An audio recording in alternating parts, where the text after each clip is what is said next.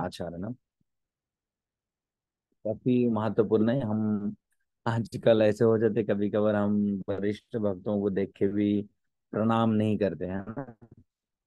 कभी हो सकते बोलो नीचे जमीन गंदा हो सकते हैं, साफ सुथरा नहीं है, या कभी बाहर में है, गार्डन में मिल रहा है, या बारिश के समय कैसे प्रणाम करें। कभी वरिष्ठ भक्त लोग हमें मना कर सकते, पर हमें प्रणाम करना चाहिए ना। This see Sanatan Goswami as soon as he saw Haridas Thakur immediately offered obeisance है ना। तो प्रणाम हमें करने में कभी भी भूलना नहीं चाहिए ना। पर हम लोग कभी कभी लेजीनेस के कारण प्रणाम नहीं करते हैं ना। और इन रिटर्न भी हमें सीनियर होते हुए भी करना चाहिए। दिस इज वैष्णव कल्चर है ना। इवन जब फोन करते उस समय भी हमें बोलना चाहिए ना। जैसे हम जब कभी किसी भक्तों से बात करते हैं, खास करके जूनियर टू सीनियर, फोन जैसे आते हैं या फोन जैसे करते हैं, सबसे फर्स्ट ये होता है ना, हरे कृष्ण प्रभु दंडवत प्रणाम, है ना। But now it is I notice many devotees they don't do this, है ना। एक बार एक भक्त एक भक्त कई साल पहले हमारे गुरु महाराज जी उनको मतलब फोन किया, और वो मतलब कैसे मतलब ऐसे बोले how are you Guru Maharaj, ऐसे शुरू कर दी बातचीत। बाद में महाराज नाराज हो गए, बोले तुमने दंडवत प्रणाम क्यों नहीं बताए। मतलब उनसे बात नहीं की बहुत दिन तक। बोले तुम गुरु से बात कर रहे हो, तुम्हें फोन रिसीव करके तुरंत दंडवत प्रणाम बोलना चाहिए। तो जैसे ही हम मतलब बराबर को भी बोलना चाहिए, और सीनियर को तो बोलना चाहिए ही, है ना। अगर रिलेशनशिप उस प्रकार जूनियर को भी बोल सकते, पर एटलीस्ट ना बराबर इक्वल। और सीनियर को तो फोन रिसीव करके प्रणाम बोलना चाहिए, दंडवत प्रणाम, है ना। ये काफी इंपॉर्टेंट है ना। और जब देखते हैं फिजिकली मिलते हैं, हमें प्रणाम करना चाहिए, दंडवत मतलब नीचे दंडवत ना हो, नीचे प्रणाम करना चाहिए। ऐसे नहीं कि सिर्फ व्हाट्सएप इमोजी के द्वारा प्रणाम करना है ना। वो बहुत चलते हैं आजकल। पर ऐसे ही प्रणाम ये काफी इंपॉर्टेंट। जैसे सनातन गोस्वामी हरिदास ठाकुर को जब देखते हैं ना, एक मुझे और एक याद आ गए।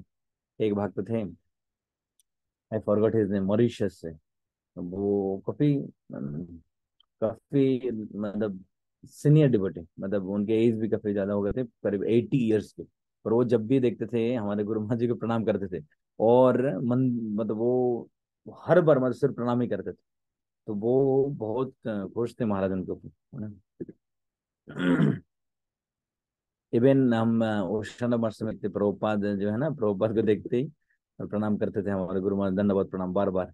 तो उनको प्रभुपाद मजाक करके बोलते थे, क्योंकि बाकी लोग जो उतना मतलब हर बार देखने से दंडवत प्रणाम नहीं करते। ऐसे मानो अभी सुबह एक बार मिल लिया, प्रणाम कर लिया, फिर 2 घंटे बाद मिल रहे तब नहीं करते थे, फिर 3 घंटे बाद क्यों करेंगे, एक बार तो कर लिया। तो पर वो रेगुलर करते थे उस समय। तो प्रभुपाद बोलते थे देखो ये दंडवत प्रभु आ गए। प्रभुपाद मजाक करके ऐसे बोलते थे। तो ये सनातन गोस्वामी इस प्रकार से प्रणाम करते हैं हरिदास ठाकुर को। तो चैतन्य महाप्रभु रोज इस प्रकार उपल भोग, जो सुबह भगवान जगन्नाथ को भोग लगाते, वो भोग दर्शन करने के बाद हरिदास ठाकुर को देने के लिए आते थे रोज। हरिदास ठाकुर मंदिर में नहीं जाते थे, इसलिए चैतन्य महाप्रभु स्वयं लेके आते थे ना। देखो कितना मतलब how fortunate Haridas Thakur was, कि वो मंदिर में नहीं जाते थे पर भगवान स्वयं आते थे। कितने पावरफुल।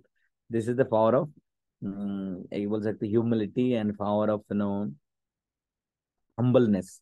ये सेम हरिदास ठाकुर रूप सनातन सबके साथ। वो भगवान बिना व्रत के कारण नहीं जाते थे मंदिर में, पर भगवान स्वयं आते थे उनके पास ना। तो इस प्रकार जो जिस भक्त में विनम्रता है, वो भगवान की कृपा को अट्रैक्ट करते। तो उसके बाद जो है, ये हरिदास ठाकुर जो है, ये कहते हैं कि उस समय उनको चैतन्य महाप्रभु पता नहीं थे सनातन गोस्वामी आए, मतलब एक्सटर्नली पता नहीं था।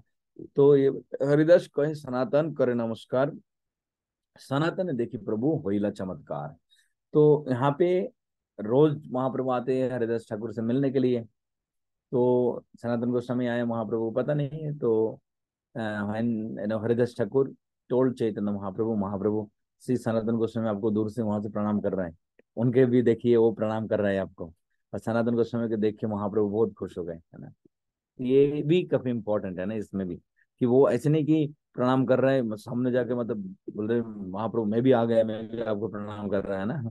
हम करते कभी कभार हम दिखाने के लिए करते हैं ना। एक भक्त को मैं जानता था, वो इतने विनम्र भक्त थे। वो जैसे होता है ना, वैसे वरिष्ठ भक्तों को, किसी हमारे रूम में आ गए, किसी भक्तों के, किसी वरिष्ठ भक्त सन्यासी किसी के मिल लिया, मिलने के बाद वो दरवाजा बंद बंद करके बाहर जाके प्रणाम करते। हम लोग ऐसे नहीं करते, हम लोग तो सामने करेंगे कि वो देखना है हम प्रणाम कर रहे हैं प्रभु जी या महाराज जी, उनकी कृपा चाहिए, हमें दिखाना है। पर वो बाहर जाके प्रणाम करते। मैं देख हर एक भक्तों को वो करते थे इस प्रकार, है ना। तो ये वो रियल रिस्पेक्ट मन से आते हैं, ऐसे नहीं दिखाने के लिए, पर एटलीस्ट नो करना चाहिए। तो हरिदास ठाकुर क्या बता रहे हैं कि सनातन गोस्वामी महाप्रभु आपको प्रणाम कर रहे हैं, वहां पे वो आपके सामने रहेगा है। तो Chaitanya Mahaprabhu was very happy सनातन। तो चैतन्य महाप्रभु सनातन गोस्वामी को आलिंगन करने के लिए आगे बढ़े, पर सनातन पीछे भागने लगे, बोले नहीं नहीं महाप्रभु। वो क्या बोलते हैं, सनातन गोस्वामी बोलते हैं, मोरे ना छुइय प्रभु, पड़ू तुम्हार पाय, एके नीच जाति अधम आर कंडू रस गाय। कि महाप्रभु मुझे आप मात छुइए, है ना, मुझे मात स्पर्श करिए, क्योंकि अब मैं आपके चरण में विनती करता हूँ, मुझे मात छुइए, क्योंकि एक तो मैं नीच जाति हूँ, है ना, और दूसरा है अधम हूँ, और तीसरा मेरे जो पैरों में अभी क्या हो, कंडूरसा, कंडूरसा मतलब ये एक प्रकार से बोल सकते हैं, जो फुंसी वगैरह हो गए बॉडी में, या बॉयल्स हो गए, है ना, छाले हो गए शरीर में इस प्रकार। तो मुझे आप मत छुइए, है ना। तो ये बोलते हैं रियल विनम्रता, है ना। वो क्या बोलते हैं, नीच जाति, नीच जाति तो थे नहीं, ये तो उत्तम द्राविड़ ब्राह्मण थे ये लोग, है ना। पर क्यों नीच जाति बता रहे हैं, कि वो नीच जो राजा के अंडर में नौकरी करते थे इसलिए, है ना।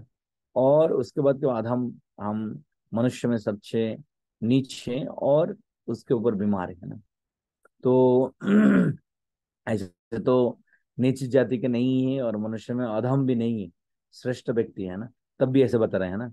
और हम लोग तो हकीकत में ऐसे ही है ना, नीच जाति के हैं, और उसके ऊपर क्या है, अधम भी है, फिर भी हम कभी ये नहीं बोलते, है ना। तो ये जो है, हमारे जितने आचार्य हैं सब लोगों ने ऐसे बताए। देखो भक्तिविनोद ठाकुर, देखो हमारे जीवन सदा पाप रहता, मैं हमेशा पाप करते रहता हूँ, मेरे जिंदगी मेरा जीवन पापों से भरा हुआ है। और इस प्रकार से सभी, नरोत्तम दास ठाकुर, है ना, लोचन दास ठाकुर, है ना, तो वो इतना बोलते हैं, हम जैसे पापी क्यों जी रहे हैं अभी। तो इतने सारे इतने बड़े बड़े आचार्य होने के बावजूद उनके मनोभाव किस प्रकार के हैं ना। तो हमारा इस समय इस प्रकार मनोभाव नहीं है, मेरे अंदर तो है ही नहीं। पर हमें इस प्रकार मनोभाव डेवलप करना काफी जरूरी है, अगर चैतन्य महाप्रभु की कृपा हम प्राप्त करना चाहते हैं, तो ये काफी महत्वपूर्ण है ना। ये ऐसे नहीं, ठीक है, हम भी बोल सकते हैं आर्टिफिशियल, हम क्यों बोले, है ना। पर ये बोलते बोलते आदत बन जाते हैं। तो रियल भी कभी भी फील इस प्रकार फील हो सकता है, हम वैष्णव से जब भी मिलेंगे, हम अगर बोलेंगे ना, जरूरी नहीं ठीक है ये, मतलब आर्टिफिशियल हो, सिंसियरली भी हम रियलाइज करके बोल सकते हैं मेरे जैसे पापी और नहीं, ये हकीकत में नहीं, है ना, हकीकत में ही है मेरे जैसे पापी, है ना। आपको अगर पूछते हैं कि इससे ज्यादा पापी कौन है इस संसार में, ना, जैसे एक श्लोक आते हैं पुराण में, विष्णु पुराण में, मत सम नास्ति पापात्मा ना अपराधी न अपराधी कश्चन, परिहारे अपि लज्जा किंग भ्रुवे पुरुषोत्तम। तो वो श्लोक काफी इतने सुंदर, उसके ऊपर भक्तिविनोद ठाकुर एक भजन लिखते हैं। वो बोलते हैं कि मेरे जैसे पापी कोई नहीं इस संसार में, ना तो मेरे जैसे कोई अपराधी नहीं है, और ये मैं जानने के बावजूद परिहारे अपि लज्जा, ये त्याग करने में भी मुझे शर्म आती। तो इस प्रकार ये श्लोक में बताते हैं, किंग भ्रुवे पुरुषोत्तम, मैं आपके सामने क्या बताऊं, है ना। तो इसलिए ये कभी कभार भक्तों के सामने, आध्यात्मिक गुरु वरिष्ठ भक्तों के सामने बोलते बोलते आदत बन सकती है कि मेरे जैसे पापी कोई नहीं है, मैं कितना पाप कर्म कर रहा हूँ, मेरे जैसा अपराधी कोई नहीं, मैं कितने वैष्णवों के चरण में अपराध करता हूँ, डायरेक्ट भी बोलता हूँ, कभी कभार मन ही मन अपराध करता हूँ वैष्णव के बारे में। और साथ में अधम, मेरे जैसे अधम और कौन हो सकते हैं, नराधम। तो इस प्रकार ये कौन बता रहे हैं, हरिदास सनातन गोस्वामी बता रहे हैं, महाप्रभु आप मुझे स्पर्श मात कीजिए, है ना। लेकिन क्या बता रहे, बलात्कारे प्रभु तारे आलिंगन कोइलो कुंडुगिलो महाप्रभु श्रीअंगल गिलो। तो बता रहे कि बलात्कार मतलब फोर्सफुली, महाप्रभु फोर्सफुली सनातन गोस्वामी को आलिंगन कर लिया। सनातन गोस्वामी मना कर रहे थे कि मैं पापी हूँ, मेरे शरीर में बीमार है, आप मुझे मत छुइए। तो इतने जोर से आलिंगन कर लिया, महाप्रभु उनके शरीर में जो पुंज है ना, उसके पुंज जो है महाप्रभु के शरीर में लग गया। और शव भक्त गणे प्रभु मिलाइल सनातन, सनातन कोइला शबार चरण वंदन। और जितने भक्त लोग वहां पर उपस्थित थे, सभी भक्तों से चैतन्य महाप्रभु सनातन गोस्वामी को मिला है। ये देखो, ये सनातन गोस्वामी है, ये रूप गोस्वामी के भाई है, ये मंत्रालय में थे, मंत्री थे, ये वगैरह सब छोड़ के आ गए, मेरे साथ मिले थे रामकली में, मैं उन्हें उनके साथ बातचीत हुई, बाद में ये वृंदावन आ गए थे, इस प्रकार ये बताए, सब कुछ बातें सनातन गोस्वामी के बारे में, है ना। तो ये भी काफी इम्पोर्टेंट है। जब जैसे कभी कभार ऐसे होता है ना, हम लोग अन्य भक्तों के साथ हाँ जाते हैं, जैसे चैतन्य महाप्रभु वहां पर लीडर थे, है ना। तो चैतन्य महाप्रभु सनातन गोस्वामी को सबसे मिला है ना। कभी कभार ऐसे होता है ना, हमारे साथ कोई भक्त जाते हैं, हमारे पीछे रह जाते हैं, सामान खींचते हैं, वो करते ये करते, हम भूल ही जाते हैं। प्रोग्राम में जाके हम खुद सब कुछ लीडिंग करके, क्लास दे के, कीर्तन करके, सब कुछ करके आ गए हैं। तो ऐसे भी नहीं होना चाहिए ना, ये भी वैष्णव आचार है कि सनातन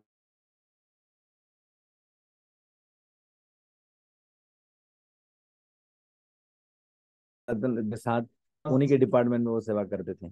और वो इस प्रकार वो गए, मतलब उनके साथ किसी प्रोग्राम में जाते थे, कई साल तक गए। और वो पीछे गाड़ी ये संभालो, कभी मतलब ऐसे उनको कीर्तन के लिए, ये प्रोग्राम के लिए, डांसिंग के लिए, प्रसाद, मतलब किसी दिन लीडिंग में नहीं बता, तो वो फ्रस्ट्रेटेड होकर छोड़कर चले गए। तो ये भी काफी इम्पोर्टेंट, हमारे आसपास में जो भी भक्त लोग हैं उनको भी इम्पोर्टेंस देना चाहिए इसमें। बेसिकली ये बता रहे हैं ना। तो ये चैतन्य महाप्रभु इस प्रकार से सनातन गोस्वामी को इसमें मिला है ना। Time is over, according to schedule 9:30 class should be finish. तो हम बाद में कंटिन्यू कर सकते हैं अगर next week, if no one is, no speaker is decided. यहाँ पे बहुत तेज बारिश भी हो रहा है, आवाज भी मैं ठीक से बोल नहीं पा रहा हूँ। So from these words someone can remember Chaitanya Charitamrita Antyalila 4.23 ना, उसी श्लोक में। तो ये अध्याय में आचार प्रचार रिलेटेड काफी कुछ हमें सीखने को मिलेगा इस अध्याय में। Okay, Hare Krishna, thank you everyone. शिल प्रभुपाद की, समवेत भक्तवृंद जय जय की। जय। हाँ, ये हरे कृष्ण। हरे कृष्ण।